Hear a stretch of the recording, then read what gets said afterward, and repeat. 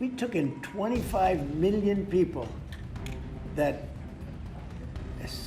look, many criminals, jails were opened from Venezuela, from many other countries, and they were let out of jail and poured into our country, our poor country, how it suffered with this stupid president that we had and the stupid people that surrounded him right around this desk, these liberal, crazy people that have destroyed, they could have destroyed. If we didn't win this election, our country would have been dead. Our country was dead. The United States, under the Trump administration, has revoked approximately 85,000 visas across all categories since January this year. This as Trump administration has intensified immigration enforcement this year, marking one of the largest visa crackdowns in decades. Officials report more than 85,000 visas revoked in 2025, a dramatic rise that has more than doubled last year's total.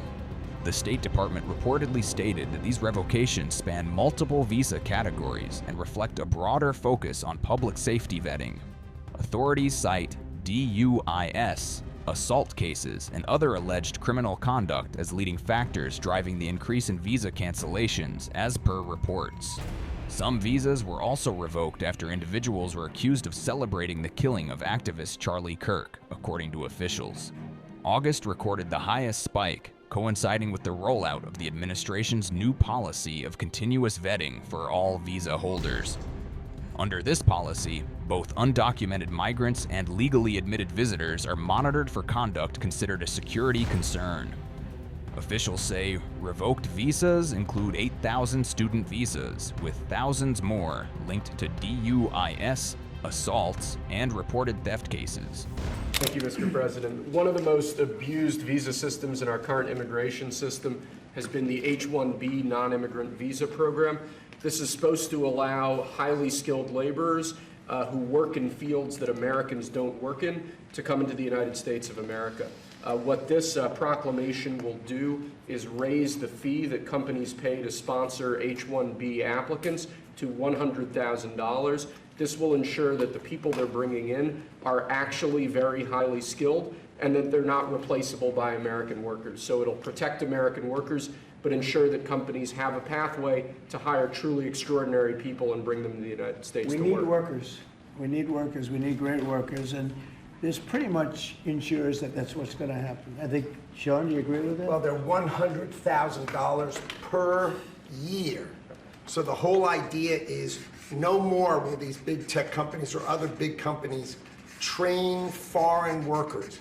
They have to pay the government $100,000, then they have to pay the employee. So it's just not economic. If you're going to train somebody, you're going to train one of the recent graduates from one of the great universities across our land, train Americans, stop bringing in people to take our jobs. That's the policy here, $100,000 a year for H-1B visas, and all of the big companies are on board. We've spoken to them about the gold card. They love it. They love it. They really love it. They need it. Go ahead, Sean. Mr. President, it seems like there's two categories of visa programs. The H-1B that a lot of people believe take American jobs, and then the gold card and programs like EB-5 that add value and jobs to America. Is that sort of how you look at the visa program? Well, ideally, look, if somebody's got the people, they're not going to want to spend $100,000 as an example in your second category. So it's not taking jobs. And we need certain jobs. We need certain skilled jobs that we don't have.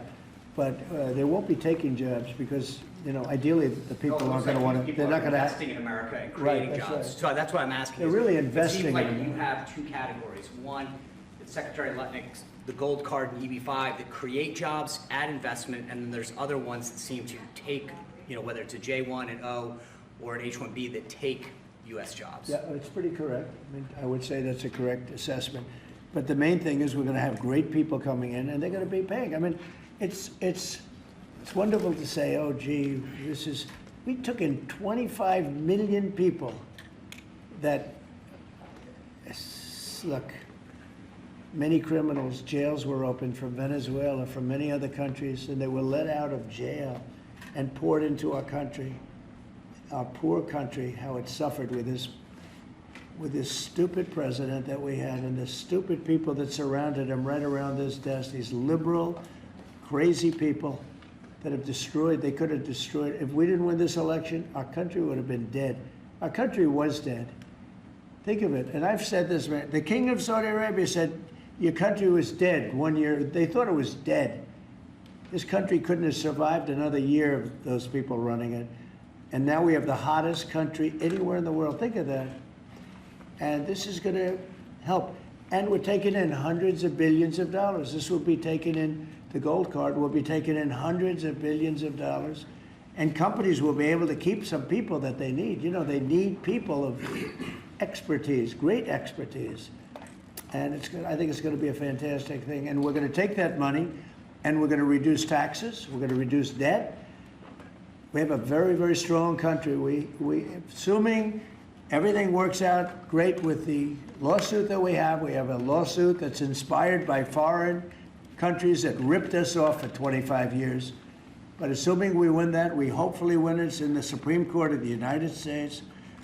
We have a country that no stopping us. We're rich, we'll be rich. We can take care of poor people. We can take care of our military. We can take care of everything. We can take care of beyond the country. We can help take care of the world.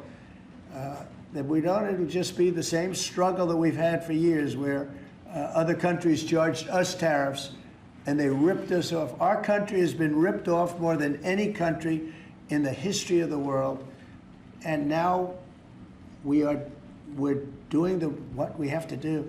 We're taking in billions and billions of dollars at levels that nobody has ever seen, trillions of dollars. And we're using it to reduce debt. We're using it to reduce taxes. H-1Bs are sometimes used by people already in the country legally on other visas or student visas.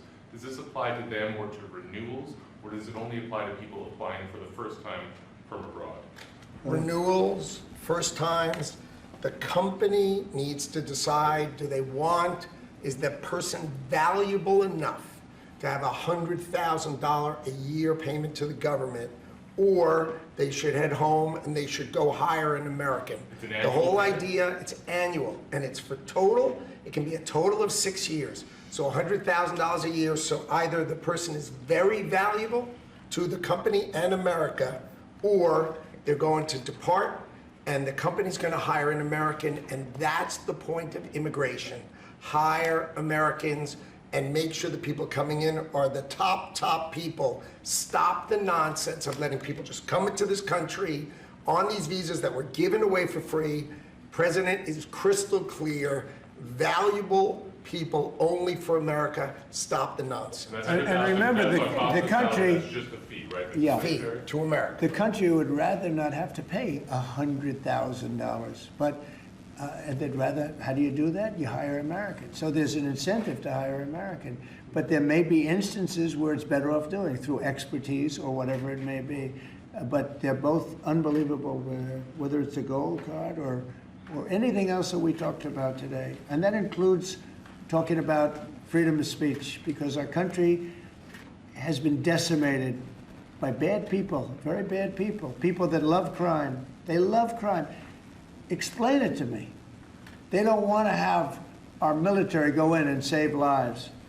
But when you go and ask the people, do you mind having the National Guard come in if it meant safety? They look at the question like, what's wrong? What kind of a stupid question is that? Of course they do. We're going to have a safe country again. We're not going to have people shot, 11 people shot